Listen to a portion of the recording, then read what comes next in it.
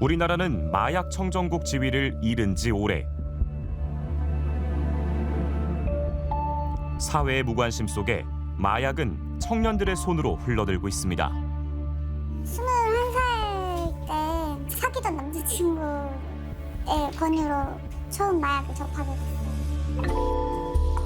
그러다 엄마한테 들키고 말았습니다. 23살 때 제가 완전 정신이 나가 있었는데 마약의 부작용으로 인해서 부모님께 걸리게 됐어요.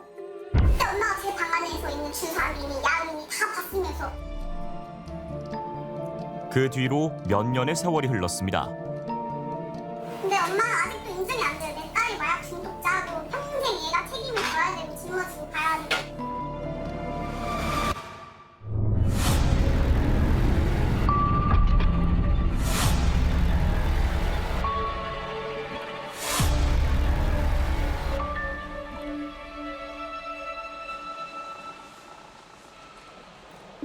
가을이 깊어가는 서울의 한 대학 캠퍼스.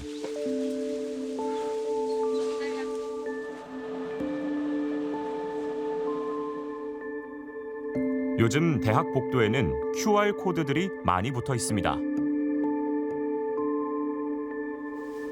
QR코드만 찍으면 손쉽게 단톡방에 가입할 수 있고 정보도 전달할 수 있습니다. 그런데 얼마 전 수상한 QR코드가 찍힌 광고 전단지가 발견됐습니다. 보안하는 그 카드 찍는 장비 위에 뭔가 얹어져 있어서 그거 영어로 이렇게 적혀 있었고 처음 왔을 때는 그냥 그런가 보다 하고 실기실에 다른 친구들이랑 얘기를 해보니까 나도 봤다.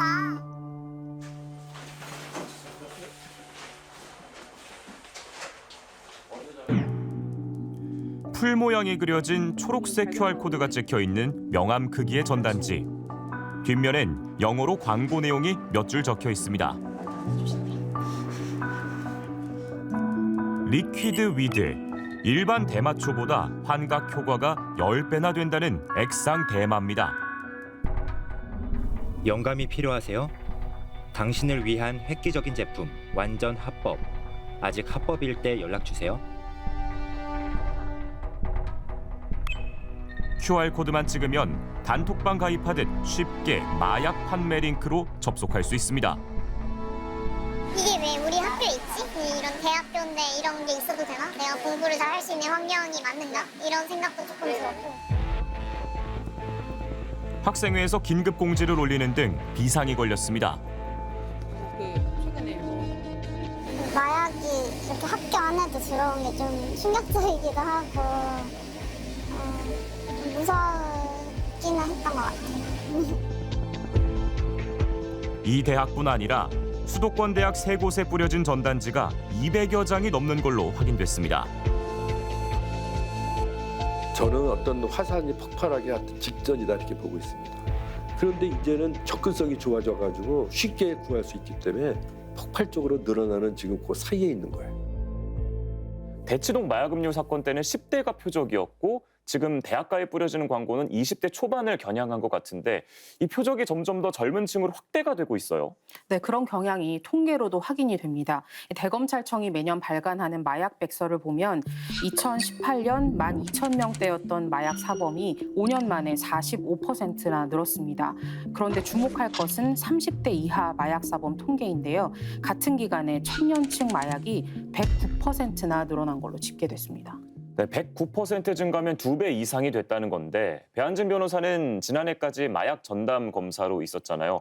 현장에서 느끼는 이 청년 마약의 심각성 어느 정도입니까?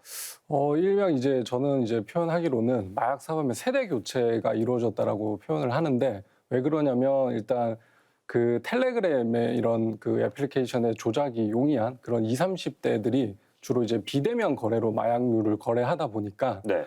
마약에 누구나 쉽게 접근할 수 있게 되었고 또 단속에 대한 부담감도 좀 줄어들었기 때문에 텔레그램 비대면 거래를 통해 마약류를 이렇게 거래하는 20, 30대 그런 투약자들이 급증을 했습니다. 실제로 클럽이나 파티룸에서 케타민이나 혹시 엑스터시라고 부르는 MDMA 같은 이런 클럽용 마약을 투약을 하고 이렇게 즐겁게 놀기 위해서 투약했다. 이런 식으로 투약의 동기를 설명하는 사람들이 굉장히 늘어나고 있다. 게 제가 체감이 됩니다. 예. 최근에 이제 만나봤던 사례 중에 좀 기억에 남는 이 청년 마약 사례가 네. 있을까요?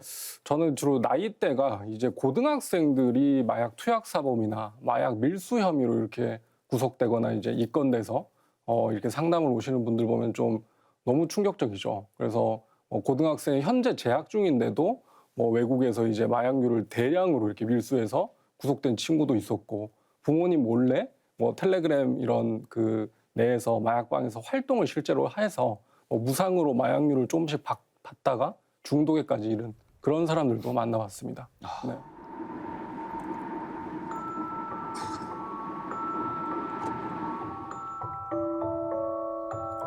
우리나라에 몇 군데 안 되는 민간 마약 재활센터. 2019년 정도까지만 해도 나이 많이 드신 분들이 이 당사자들이 이렇게 도움을 달라고 왔어요. 그래서 그때는 60대도 있고 50대도 있고 진짜 젊은 사람들이 40대였거든요. 근데 지금은 아예 대박이에요. 지금 20대에 있는 분들이 한 80% 돼요. 마약은 소희 씨와 놀랄 만큼 가까운 곳에 있었습니다. 21살 때 사귀던 남자친구의 권유로 처음 마약을 접하게 됐어요. 물론 이제 끄르는 기간도 있었는데 결국 다시 하게 되고, 계속 하면 또 죄책감이 시달리고, 그럼 그 죄책감을 잊기 위해서 또 마약을 하고, 그냥 악순환에 계속 굴레였어요. 집에서까지 마약을 하던 시절. 23살 때 제가 완전 정신이 나가 있었는데 마약의 부작용으로 인해서 부모님께 걸리게 됐어요. 엄청 통제를 하시면서 막 집 밖으로 못 나가게 하셨는데도 제가 계속 마약을 하러 막 나가고 그랬어요. 가족들과도 멀어졌습니다. 엄마 아빠랑 대화하는 거 진짜 너무 불편하고, 지금 한 달에 한 번 가족 모임 때 잠깐 이렇게 가족 모임 끝나고 한 5분 10분 얼굴 보는 게 다고, 같이 이게 불편해가지고 빨까 하니까 막 가더라고요. 왠지 모르게 그때 엄마 눈에 눈물이 그렁그렁 하면서 울면서 가더라고요. 잘 지내기는. 엄마는 여전히 딸의 모습을 받아들이지 못합니다. 근데 엄마는 아직도 인정이 안 돼요. 내 딸이 마약 중독자고 평생 얘가 책임을 져야 되고 짊어지고 가야 하는데, 저는 근데 이해가 안 되는 거예요. 그때 엄마가 제 방 안에 서 있는 주사위, 야구 다 봤으면서 왜 내가 마약 중독자인 걸 못 받았는지, 엄마 성적 이런 건 이건 시켜놓고 내 방 안에 있는 약 잡아놓고, 왜 그것도 한참 됐는데 내가 언제부터 마약 했는지 다 아는데 왜 이게 아직도 인정이 안 되는 거예요. 부모는 부모의 입장이 있는 거예요. 내 딸이 그렇게 됐다라고 했었을 때, 내 아들이 그랬을 때 얼마나 인정이 되겠느냐 이거예요. 인정하고 싶지 않은 거죠. 마약한 거 알아. 주사기도 봤어. 그리고 미쳐도 돌아다니는 것도 봤어. 행동하는 것도 봤지만 그게 내 딸이었나 내 아들이었나라고 하는 거에 대한 인정이죠. 근데 그것까지도 우리가 체험이라는 거예요. 그것까지 체험을 하는 게 우리는 해보이라고 생각을 해요.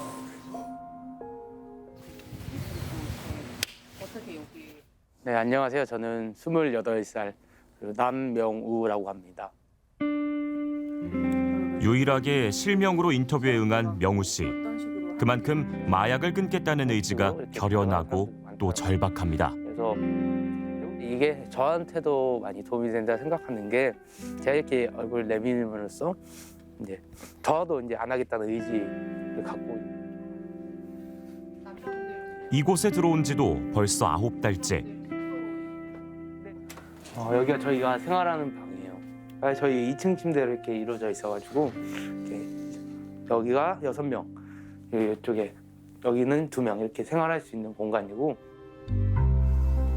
명우 씨에게도 마약은 너무 가까운 곳에 있었습니다.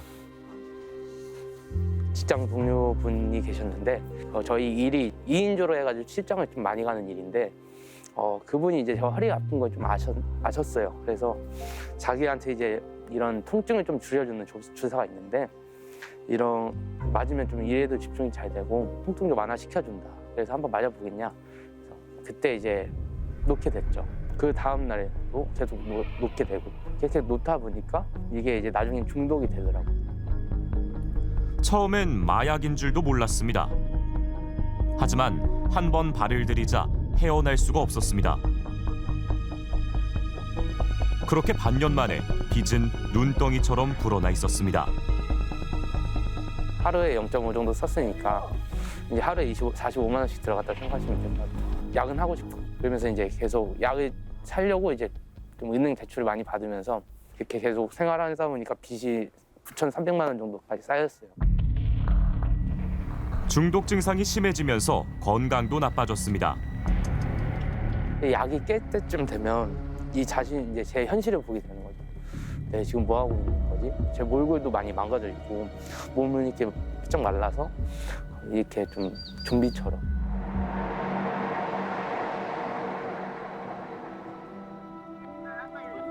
명우 씨도 소희 씨도 이구동성으로 말하는 것이 있습니다. 지금 입원할 수는 없고 입원하려면 최소한 3달은 걸린다. 이렇게 해서 입원을 못했어요. 마약 치료 병원이 없어가지고 그때도 입원이 안 됐어요. 기다려야 된다 그러고 엄마가 알아봤는데도 혼자 힘으로 마약을 끊는 건 불가능하다. 끊고 싶어도 치료 시설이나 재활 시설이 턱없이 부족하다고 말합니다. 그 대신 이제 정신병원 이제 외래로 이렇게 다닐 수는 있다고 하더라고요. 정신병원 약을 먹어도 이렇게 누가 통제해주는 사람이 없으니까 그냥 졸릴 뿐이지 계속 재발을 하게 되더라고요. 제일 친했던 친구 한 명은 사실 구치소에 있어요. 구치소에 있고 나머지는 어떻게 지내는지 사실 여기 와서 아예 다 나는 이제 새로운 사람이다라는 생각으로 연락을 다 끊었어요. 근데 저도 계속 마약을 했으면 저도 아마 교도소에 가지 않았을까라는 생각을 해요. 오래전부터 마약과의 전쟁을 벌이고 있는 미국. 검거나 처벌보다 치료와 재활에 중점을 두고 있습니다. 미국도 한 해 마약 관련 예산이 420억 불, 56조나 됩니다. 그중에 56%가요 다 치료 예방 사업에 씁니다. 단속하는 데는 44%밖에 안 써요. 그만큼 치료와 재활을 중시하고 있다. 우리나라는 거꾸로거든요. 지금부터 치료 재활에 집중을 해야 돼. 그래서 그런 사람들이 교도소에만 가 있는 게 아니고 벌만 받는 게 아니라 제대로 치료를 받을 수 있도록 인프라를 구성을 해서 치료받아야 빨리 회복이 되고 퍼지는 걸 예방할 수 있어요. 지금이 제일 중요한 시기라고 봅니다.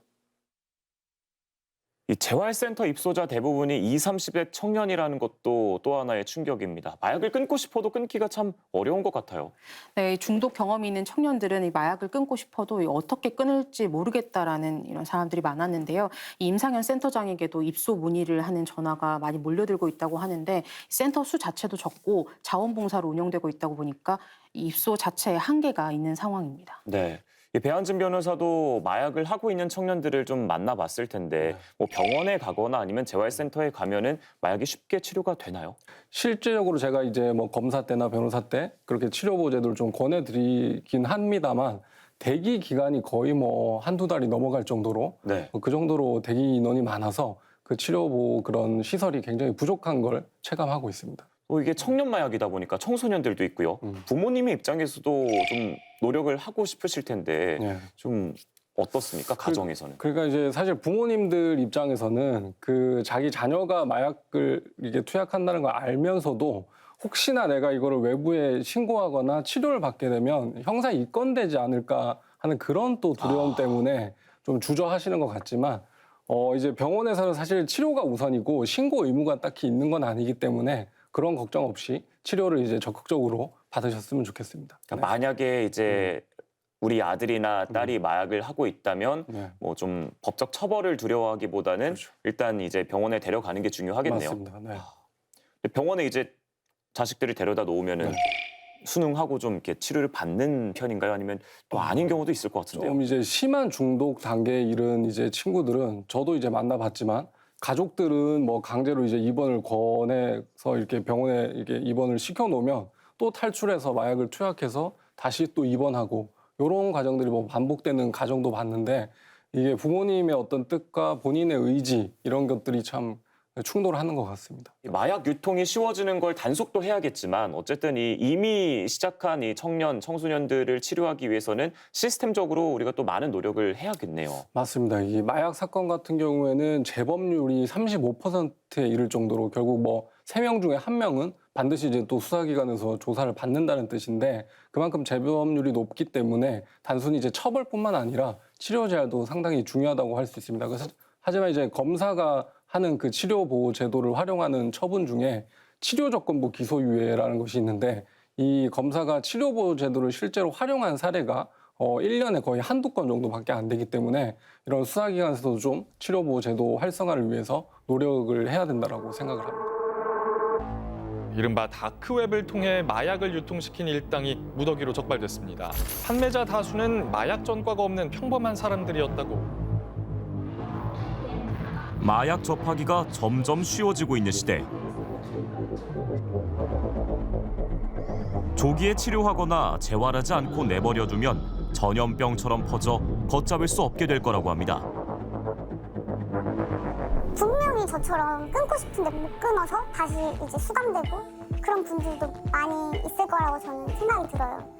저야 어떻게 운이 좋았을 수도 있겠지만 여기 들어와서 정말 회복을 잘 하고 있는데 사실 이거 진짜 전염병처럼 자꾸 퍼진단 말이에요. 저도 누구한테 권유를 받았듯이 이게 마약 사범들이 계속 생겨나다 보면 누군가한테 권유를 하고 또 그 권유를 받은 사람들이 중독되면 또 누군가한테 권유를 하고. 마약에 대해서도 전염병 확산을 막는 방식으로 대응할 때가 됐다고 전문가들은 지적합니다. 이렇게 가다가는요, 우리들 자녀들 중에 앞으로 한두 명이 마약에 중독돼 있을 가능성이 매우 높습니다. 지금 우리 가족이 아니라 그래서 안심할 게 아니에요. 지금 예방하고 뭔가를 철저히 하지 않으면 앞으로 10년, 20년 내에 우리 가족 중에 한두 명이 이러한 마약에 중독될 확률이 높다는 게 끔찍한 얘기 아닙니까? 남의 얘기 아닙니다.